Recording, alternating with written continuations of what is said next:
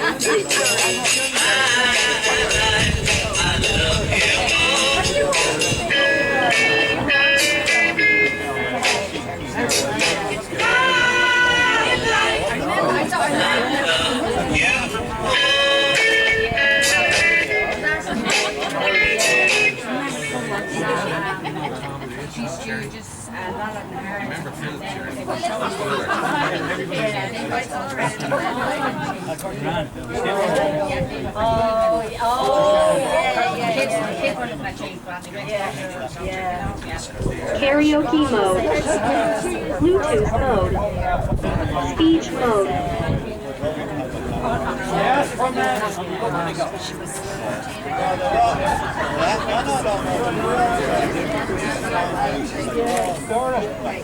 Sorry, have you got that photograph?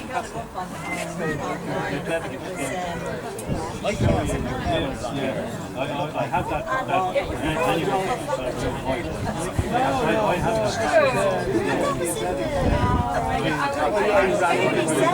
Kieran is passing at the home. The fathers are all Claire will be on the Arcade show. You're all very welcome here today. It's just, although it might has been described by some people as a funeral for the Apollo because they never got a proper funeral. No. And I'd like to say a few things about the Apollo as it pertains to what we remember of it, you know. Think back to those days, we didn't have central heating in our house. In actual fact, filmmakers published around the corner, they published a report on the area and they said it was a very deprived and poor area and people couldn't afford to buy some of the things they were selling in the shop. That's how badly, how poverty stricken the area was. Although it was not part of the double corporation scheme where everybody assumed everybody else was poor, but they didn't assume anybody in Walkerstown, at this end of Walkerstown, was poor. But people said slim wages and things like that. They didn't have central heating in their house, and the beauty of the cinema when it opened was pure luxury. The seats were gorgeous, what really appealed to us was we often came in an hour before the film because they had this fabulous sound system and the new Beatles songs were coming out and they played them over the sound system. It's much better than any sound system you'd have in your house in those days. I think we had little transistor radios and things like that, you know. So that's how important the cinema was to us. of course, everybody talks about the fact that we were sitting two in the seat when we were children, and to pack as many in. But they filled it in. Somebody said, I think it was Susan, if they were putting two in the seat, that meant the seat, it seated 2,000 people. So they were putting 2,000 children in, squeezing 2,000 children into a Saturday afternoon and give the parents some relief, you know, because the children, it was all children on Saturday afternoon. O'Brien's a great business. Pardon? O'Brien's. Oh, that's right, yeah, and all the shops, yeah, people playing hockey, playing the bows and arrows and everything at each other when they came out of the cinema as the kids. But then it came to a different, when we became teenagers, we were going out with meeting our girlfriend for the first time. And the gas part about it is everybody knew everybody else, and if so-and-so was going with so-and-so, you know who put their arm around us. Was it two in the seat then? Pardon? Was it two in the seat? No, why wasn't it? Wasn't two in the seat then. No, it wasn't two in the seat at that stage. But it was very romantic. The whole thing was very romantic, and I regarded it as a sacrilege that they demolished it. And the amazing thing about it is that the Star Cinema closed before the Apollo. I don't know, a couple of years before the Apollo, the Star closed. But the Star is still there. And it's a very useful building. Like it's had a tremendous life since. Whereas the Apollo, I mean, there were only two institutions in Walkinstown. One was the church, and they were both built around the same time in the mid-50s. Brand new church, luxurious church actually for its time, and the Apollo, and. But it's true that the Apollo Cinema was originally, now I hear, I don't know how true it is, that was supposed to be built where the library is now, and the library was supposed to be built here. Well, that's a technicality I never got into. And I'm a Mickey Mouse historian, actually. I never pay any attention to the details. I just want to hear the gossip. But it was... I regarded it as a sacrilege that they demolished the cinema, because it could have been made somewhere. If you think of the use that's been made in the Star Cinema, excellent use that's been made in the Star Cinema. So they could have done similar things with this. And all over the city, because all those cinemas closed around the same time because of colour television and eventually Extravision and whatever else, you know. So I want to play a little. It was actually on RTE this morning, it was on the radio, and I wanted to play this because you know, I'm a poet, or at least I claim to be, depending on the day of the week, whether I'm a poet or not. But I've written a bit of poetry. But the great poet Paul Dorkin there died a couple of weeks ago, and they recited one of his poems this morning on RTE. And it's really relevant to what we're doing here today. So I'm going to put it on. Take this. Right? Take it over like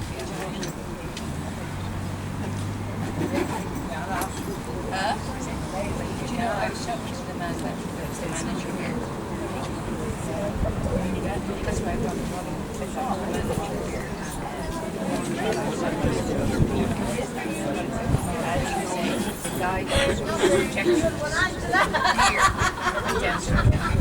How are you?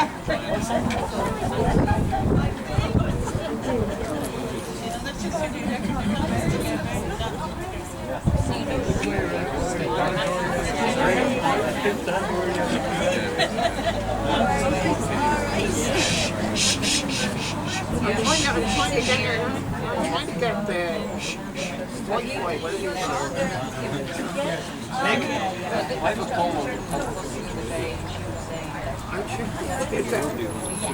But I don't.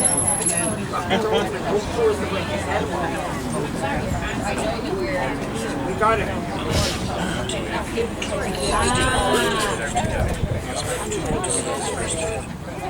If she had promised to marry me, Keolis Moshe in the hall with Paul Dorkin is reading. Paul Dorkin, we have Paul Dorkin here reading the poem. And he just died a couple of weeks ago. Very important and relevant to this. upstairs. I but on disembarking in Convent Street, she took him by the hand and steered him up the steps of the Metropolitan Cinema. This new, till now forbidden world of cinema was the second extension of his mother's will. The first extension being the parish chapel, the red carpets, the gilded mirrors, the brass stair rods, the swing doors within the swing doors, veil above veil of the temple, proceeding to the inner sanctum, hush, to absence, hush, the lights dim, girl acolyte strapped to her tray of tubs of ice cream, beers with straws, to see the minor red curtains inverted to reveal the forbidden summer's green. Seated beside his mother in the public dark, safe in the abyss, gazing up at the soft black rain of her hair, her mouth glistening plum red lipstick, her white pearl necklace, her white pearl earrings. What could be more vista rich for a 6-year-old boy than to be seated in the darkness of his first with his young mother, his first sweetheart. Larger than life pictures on the screen filled him with freedom, longing, dread. When horses appeared on the crest of a hill, galloping cross-country to the port of Bristol, he ducked his head in his seat, fear of being trampled to death by their onrushing horns. Long John Silver made a grand entrance as the buccaneer to meet all buccaneers, parrot on shoulder, a glass of rum, gleaming eye, and his unshaven, bristling black chin, and his one leg, and his West Country piratical voice. A small boy on his 6th birthday gripped tight his mother's hand. The first film of his life she had chosen to bring him to was Treasure Island, starring Robert Newton as Long John Silver, Dennis O'Dea as Dr. Livesey, and Spike Milligan as Ben Gunn.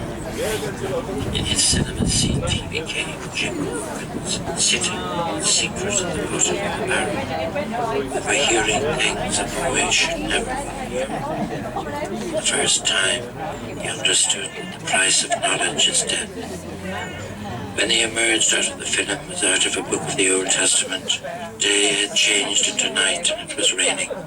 All of Dublin was black water and city lights, and his mother queued for a number 11 bus. They sailed home aboard the Hispaniola, the coal fire and the brass tongues, by which they lolled until he fell asleep. As surely as God created heaven and earth, henceforth, aged 6 years, his life in all its people and all its places would be a treasure island, a tropic idyll forever under threat, a geography revealed to him by his mother, the sweet Sheila McBride, who had married John Durkin, one of the black, red-rolling fighting Durkins of Mayo. I feel privileged to be able to play that for Paul Durkin. Died a couple of weeks ago at 80 years of age. One of our most loved poets in Ireland. Peter, will you sing for me now, please? Sing a song? Yeah. No, it's awful. Whatever you want. I don't know what's appropriate to sing the song, but I'd just give it a blast. I don't think I was ever in the Apollo. I used to go to the Star. I'm the enemy. I'm the enemy. No, but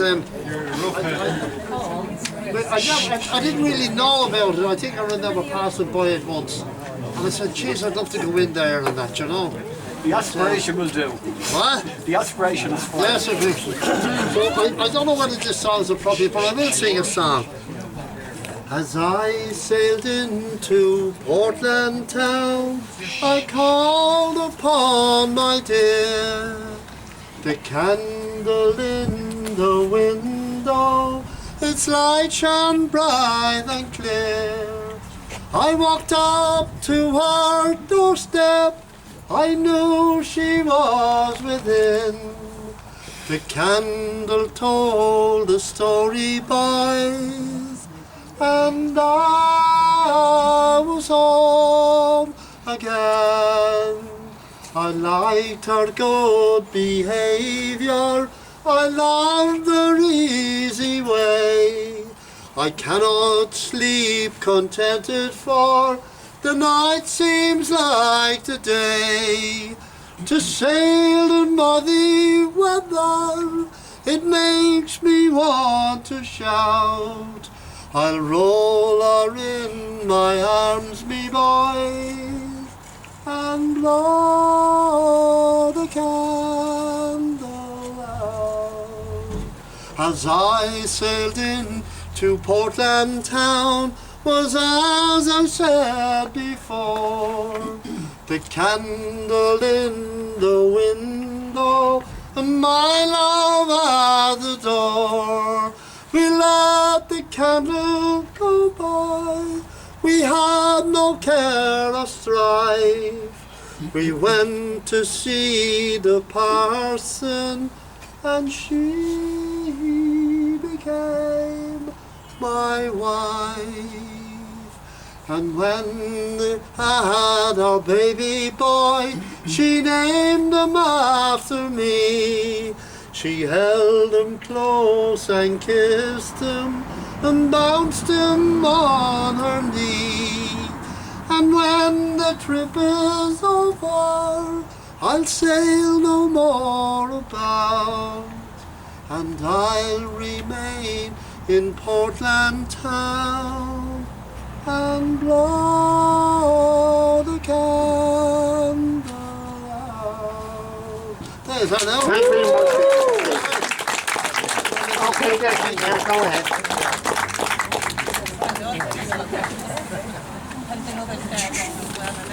Folks, if you wouldn't mind, this poem is called Apollo. It picks up, it's based on the actual documentary that Cyril Cairns' son made some time ago. It was fitting that our cinema was named after the god of archery, since so many matinees featured arrows fired at circled wagons and brave frontiersmen. As children, we huddled two in a seat to cheer the hero and boo the villain. Or, in later years, when hormones surged, once again we huddled almost two in balcony seats, our only private spaces, in sweaty embraces in the perfumed dark, below the glaring beam, its dust flecks in suspension, oblivious of heroes or villains. In the box, young operators spliced Ben-Hur and Rio Bravo, double-jobbed as ushers, resplendent in pristine crimson uniforms, and still maintained their balance. After the film was in the can, after the fourth wall was broken, the long shots commenced in real time as best boys acted out the parts down musical avenues. What remains of your flickering legacy? Apartments conceal that familiar space you once inhabited. A splicer rusts in a shed and memories blanch to fade out. Thank you. John, will you do your Apollo lip? Will you do your Apollo lip, please? He has another one. Shh, shh, shh. Brian has one.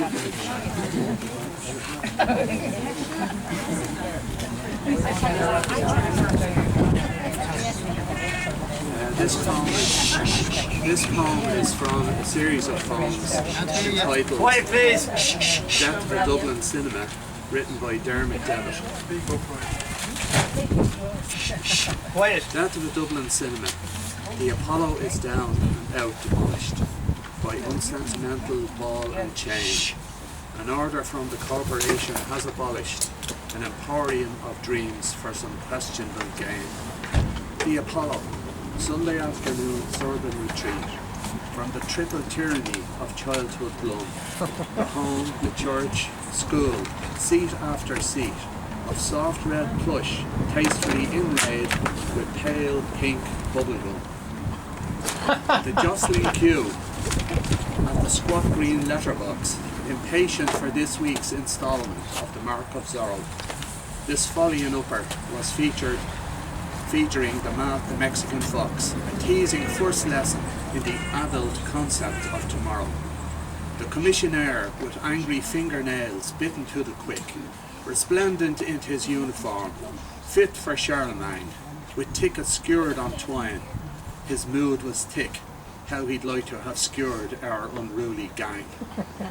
In Montevani mood, the childhood heart to the elegant, refrain of the Swedish Rhapsody, while the house lights went down. To darkness slowly dimmed and the popcorn crowd silent, fell silent as the sometimes silent in L in Walkinstown. And through the torch-lit bars of the Tombstone jail was ushered the legendary Lear of John Duray. The Long Mile Road was our very own Oregon Trail. As home we giddy up to all the goddamned way. The Apollo, God, Sir of manly beauty in Greek mythology, was reborn in the cell-eyed shoulders of Steve Reeves.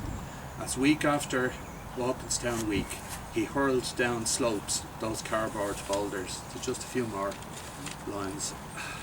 Bear with me, but it is a good poem. Comedy took the lanky shape of Satch of the Bowery Boys.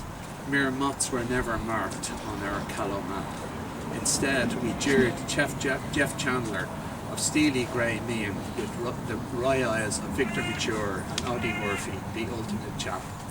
Later on in Longers, heckling skills were honed on Hal Roach and the other ribald refugees from the Royal. Tap dancers, jugglers, tenors even were occasionally condoned, but sometimes always warbled nobody's child. The purring voice of Peggy Lee will no more Siamese down the cartoon stairs of childhood, or coax from memory a Disney world of animated dogs. For these, the lady, the tramp, the sad, damp epitaph, that's all, folks. Thank John, yeah. You want the mic? Good afternoon, everyone. My name is Joan Sherry, and like you all, I have many wonderful memories. In the back seat in the Apollo, yeah! Do you know that name? Well, I don't. No, I do. And I'd like to thank Michael for organising this lovely occasion, bringing us all back for a moment in time to the good old days. So I've written a poem about memories of the Apollo, and it's called Apollo Lips. The first lips I was blessed to kiss belonged to a fine young fellow. They sat just right upon his face and tasted like soft marshmallows. He'd lick his lips and then he'd pounce on mine with lots to follow. Those were the days, the good old days, in the backseat of the Apollo. Then Baldy's torch would shine our way, putting a dampener on our ardour. Cut that out, he'd shout out loud, or I'll have to tell your father. He scourged us all with his flash of light. He really made life hard. And if he had to tell you twice, he'd roar, "Get out, you bird!" He'd squeeze us all into two in a seat. We didn't care back then. We'd all go back to those good old days and do it all again. That's it. Thank you very much. That's great. Yeah. So, I have another one that I did for Michael. yes, okay, do that one, yeah. Okay. Now it's not about the Apollo, it's more about the sub. You know, the submarine? And it's called Submerge. Walkinstown will never see the likes of him again. He upped and left for Dublin 8, did Mick O'Flanagan. They've had him there for far too long. It's time he came on back. We need him here to get things done and get things back on track. We've lost our favourite haunts of old, the fantastic Grand Apollo. Now they want to take the sub, and God knows what will follow. So Michael, if you have the time to help us in our plight, the whole of Walkinstown will cheer you in the sub on a Saturday night. Hey, thanks very much. Right, so if anybody else wants to come up and say a word, if anybody wants to say a word about their memories in the Apollo, they're welcome. I never heard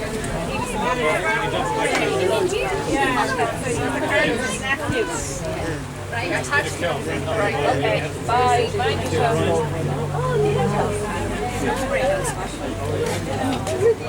Stop this now.